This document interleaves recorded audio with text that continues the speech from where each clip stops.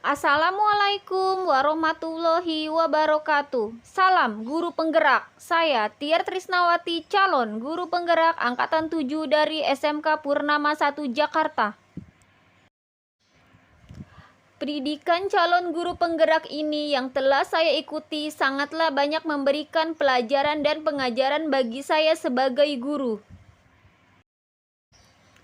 Dalam kesempatan ini, saya akan memaparkan kesimpulan dan refleksi pemikiran Bapak Ki Hajar Dewantara pada tugas koneksi antar materi, modul 1.1.A.8. Saya akan merefleksikan diri melalui 3 pertanyaan berikut. Yang pertama, apa yang Anda percaya tentang murid dan pembelajaran di kelas sebelum Anda mempelajari modul 1.1? Yang pertama yaitu proses pembelajaran yang selalu berpusat pada guru. Dalam pembelajaran kelas, saya terlalu banyak menggunakan metode ceramah, sehingga murid saya hanya diam dan memperhatikan. Yang kedua, guru kurang memahami karakteristik murid. Saya cenderung masih menyamaratakan kemampuan anak dengan melakukan pembelajaran yang monoton, tanpa memperhatikan perbedaan karakteristik murid pendidik di kelas. Selanjutnya yaitu rendahnya motivasi murid, sehingga mereka pasif dalam proses pembelajaran. Saya sering merasakan ketika mengikuti pembelajaran, ada beberapa siswa yang terlihat lesu dan tidak bersemangat, sehingga tidak ada komunikasi dua arah dalam pembelajaran, dan pembelajaran itu pun menjadi tidak bermakna, bahkan tidak menyenangkan bagi murid. Yang keempat yaitu pembelajaran terfokus pada ketercapaian KKM dengan mengutamakan perkembangan aspek kognitif saja. Dalam hal ini saya sering lupa, pendidikan bukan hanya mentransfer ilmu, melainkan ada aspek lain yang perlu dikembangkan dalam pembelajaran, seperti aspek afektif dan aspek psikomotor, sehingga anak bisa mengembangkan dimensi yang ada pada dirinya secara maksimal. Pertanyaan yang kedua, apa yang berubah dari pemikiran atau perilaku Anda setelah mempelajari modul ini? Berubah dari segi pemikiran. Yang pertama yaitu pembelajaran berpusat pada murid. Pembelajaran berpusat pada murid adalah proses pembelajaran yang menjadikan murid aktif karena mereka terlibat dalam proses pembelajaran. Yang kedua yaitu menghargai setiap perbedaan karakteristik murid. Anak tentunya terakhir berbeda setiap individunya. Mereka memiliki keunikan masing-masing. Saya sadar dengan adanya perbedaan ini akan menjadi pembelajaran lebih berwarna. Dan sebagai pamong, saya harus menuntun murid sesuai dengan kodratnya. Yang ketiga yaitu menyadari bahwa guru bukan satu-satunya sumber belajar apapun yang ada di sekitar mereka. Murid bebas memilih sumber belajar apapun dari mana dan di mana saja. Berubah dari segi perilaku itu sendiri. Yang pertama, saya terus berusaha menciptakan pembelajaran yang menarik dan menyenangkan. Saya berusaha menerapkan berbagai metode dalam pembelajaran.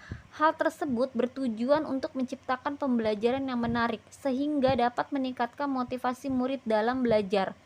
Yang kedua, yaitu memberikan kebebasan kepada murid untuk menyelesaikan tugas sesuai dengan minat, bakat, dan kreativitasnya masing-masing.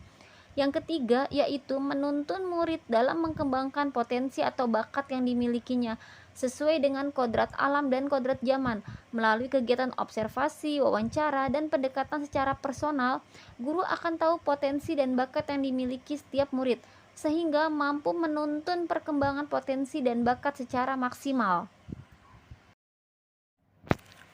Yang ketiga, apa yang dapat Anda terapkan lebih baik agar kelas Anda mencerminkan pemikiran Ki Hajar Dewantara?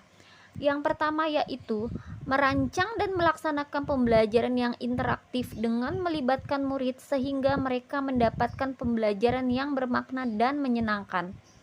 Yang kedua, yaitu menerapkan konsep merdeka belajar, berikan kebebasan kepada murid untuk bereksplorasi dalam menentukan belajar baik akademik maupun non-akademik. Guru tidak lagi menjadi sumber utama, namun guru harus kreatif agar murid bisa dibimbing dan diarahkan sesuai dengan kodratnya. Yang ketiga yaitu pembelajaran yang mengutamakan aspek budi pekerti. Pembiasaan yang baik akan selalu saya teladankan kepada murid supaya mereka menjadi pribadi yang baik. Yang keempat yaitu menerapkan sistem Among, pendidikan yang menuntun bukan menuntut, memberikan tuntunan dan arahan agar anak tidak kehilangan arah dan membahayakan dirinya. Dan yang terakhir yaitu pembelajaran sesuai dengan kodrat alam dan kodrat zaman, mendidik sesuai dengan kodrat alam yang dimiliki anak supaya mampu memberikan tuntunan dan perilaku sesuai dengan karakternya sehingga pembelajaran lebih menyenangkan. Kemudian tetap terbuka, selalu mengikuti perkembangan zaman yang ada, namun tidak bertentangan dengan nilai-nilai kemanusiaan dan konteks sosial budaya yang ada. Dengan demikian, pendidikan adalah menuntun anak sesuai dengan minat dan bakatnya. Kemudian, pendidikan sejatinya adalah berhamba pada anak.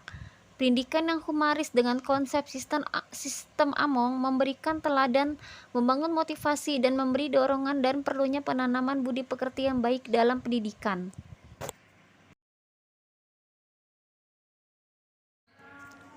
Itulah pemaparan dari saya tentang kesimpulan dan refleksi Ki Hajar Dewantara.